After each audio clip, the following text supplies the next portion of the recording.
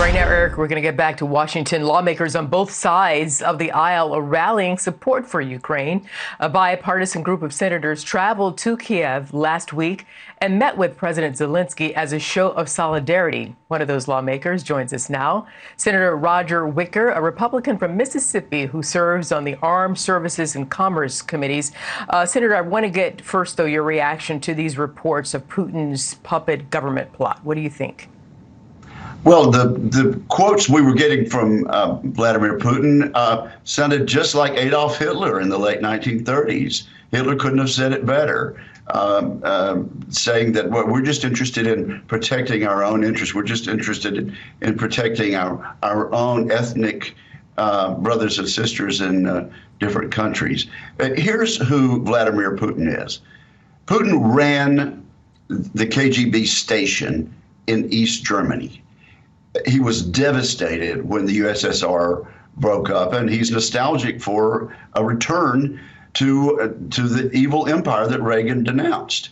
And so, yes, it is absolutely believable that this person who has assassinated former members of his government, who has attempted to poison political opponents, who's invaded two of his neighbors, it's absolutely believable that he would find it a lot more convenient to just install a Russian leader as the new president of Ukraine in a political coup. That's the sort of thing that Vladimir Putin has always done, and no one has ever challenged him.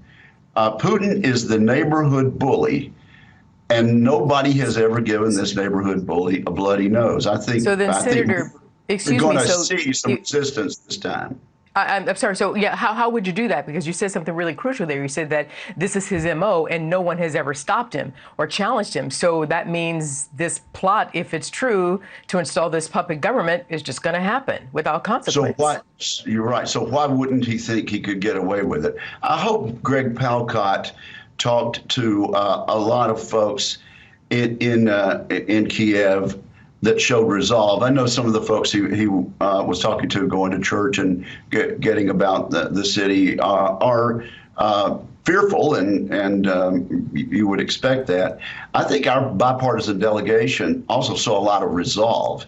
If we give the Ukrainians the tools they need, they will fight to the death, and they'll fight block by block, house by house, and town by town to defend their country from going back under the thumb of Russia. Now, if there is an outright invasion, the Russians will have a pretty good couple of days of it, because they can way outgun what the Ukrainians have now. But when the war drags on, or when they try to install some puppet, as they tried to do in Afghanistan, they'll see the people rise up in resistance.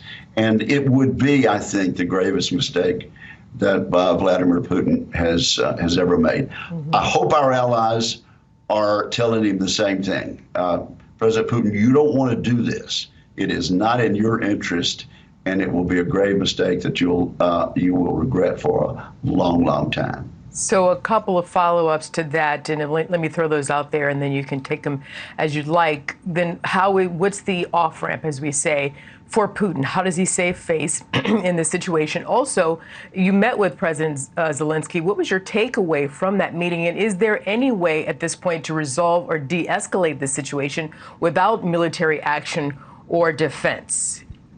Well, I don't know if there is an off-ramp, a face-saving off-ramp for Vladimir Putin, which is why it looks so much like he's actually planning something. He not only has taken over Crimea and not only the Donbass, but he's moved Russian regular troops in to the east, and he's bringing elite troops into Belarus, which is sort of a client state now of Russia. They're very, very close, not only to the Ukrainian border, but also to the Polish border. And Poland is a member of NATO, and it is absolutely in our nation's interest worldwide to make sure that nothing happens to our friends in Poland. So I don't know how I don't know how Putin can find any face-saving techniques. He needs to withdraw troops. He's the aggressor here. But he's not going to do that. Every aggressive action is something that he has done, and he's always gotten away with it. So why would he withdraw troops now?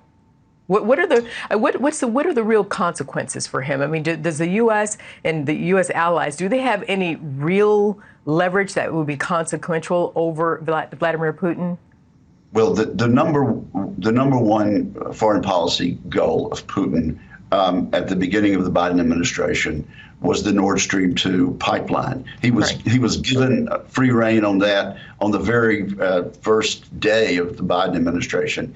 I hope the result of this would be total unanimity of the French, the Germans, NATO, and the United States that Nord Stream 2 will not happen if he proceeds with this. As a matter of fact, 55 of us in the Senate, a clear majority, but not a veto-proof majority, voted to sanction the Nord Stream 2 pipeline even now because of the aggressive actions of Mr. Putin.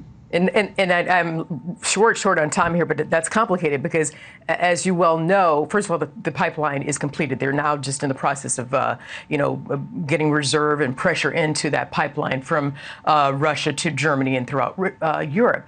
At first, Germany wanted this pipeline because they depend on that for their natural gas. But now Germany is saying, wait a minute, maybe we're on board with these sanctions. So does that change your calculus about the Nord Stream 2 natural gas pipeline? They need to get on board. And I'll tell you what, we've got a bunch of natural gas and energy in the United States. We would be glad to ramp up and supply to our friends in Europe and in NATO, and we're a country that absolutely does not threaten them at all. I hope the message with this new government in Germany now is they're not quite so wedded to giving Russia this great foreign policy tool where 40% of their economy is determined by this Nord Stream 2 pipeline. It would be a crushing blow to Putin to lose it. And we still have within our means, the United States alone has within our means the ability to stop that pipeline from opening. We should have already done that, but certainly I hope we have the resolve to make our words factual if indeed he takes one step into Ukraine. Ally Ukraine. Okay, Senator Roger Wicker, Republican from my next door neighbor from Louisiana. I am. You're from Mississippi. Thank you, sir, very much. Thanks for having me. Absolutely. Take care, sir.